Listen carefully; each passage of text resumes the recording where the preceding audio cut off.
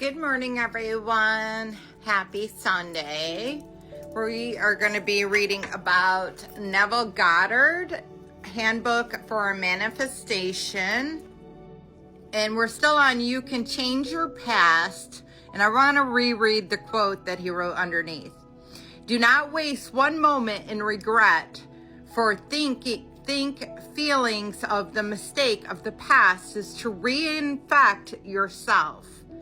Turn from appearances and assume the feeling that would be yours were you already the one that you wish to be. So essentially, don't try to relive the past. Even if you don't like the way things went down, you learn from the way that you want to be. So it allows you to empower you to be someone different when given a situation like that is, similar. So you don't ever want to beat yourself up over it. You just want to understand that that was the best choice that you made during that time period. And if you realize you would have made a better choice or a different choice, then next time something comes around, you have that knowledge to lean back on. So either way, you learn from the situation, which is what you are meant to do. So it says, if we wish to master our destinies and our craft, our realities, we cannot afford to dwell incessantly on the past. Embracing beliefs anchored in the past experiences only serve to recreate similar circumstances. So what he's saying is if you're dwelling on it, you're just going to continue to receive more circumstances that are very similar to that. And it was 144 on the timer when I looked up. It says, embracing beliefs anchored in the past experiences only serve to recreate similar circumstances contrary to the essence of reality creation. Given that time is an illusion, with the past, present, and future existing simultaneously in the infinite now, the present moment stands as fertile ground for creation. It is here in the present that we have the power to seed new emotions and forge a new destiny anew. However, breaking free from the shackles of the past, thoughts, and emotions is no simple feat. Our mind have been grown accustomed to familiar patterns of thinking, resistant, venturing into the unknown, preferring the comfort of the known, however limiting it may be. And I want to stop real quickly because I've been working on something over the last probably 6 months, and it's really frustrating me because I wasn't able to conquer it. And it was almost like I had like a mental breakdown over the situation. And I literally was walking in the woods and I literally demanded my higher self that we are no longer going to, essentially I was trying to receive love from outside of myself. And you are never going to receive love outside of yourself unless you give the love to yourself. In order for you to raise your frequency, you have to understand that you do not need the love from anyone else outside of you. The love of God is within. And you need to learn to love that. And so I almost demanded my higher self. I said, I've had enough. We're no longer going to receive the love from anyone else outside of myself. And that, so it is, you know what I mean? I pretty much demanded it.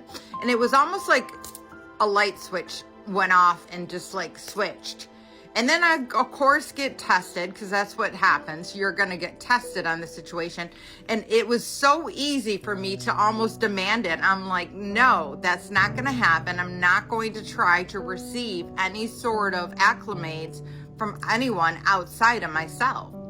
And it was so reassuring to know that you can go through life not needing any acclimates from anyone except for the love that you give from yourself. I mean, how freeing is that?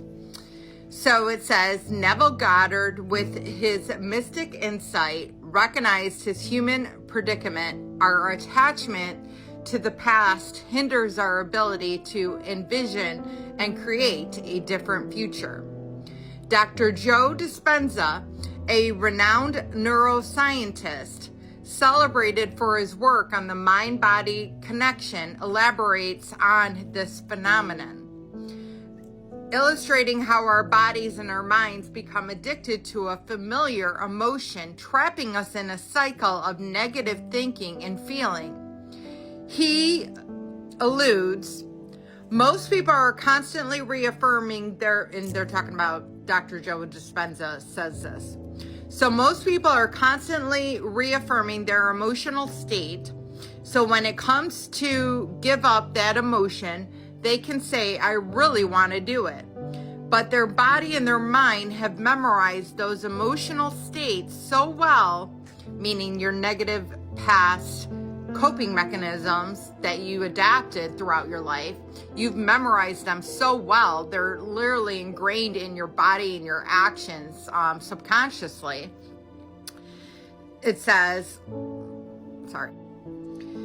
that they cannot help but to feel the same way again and again.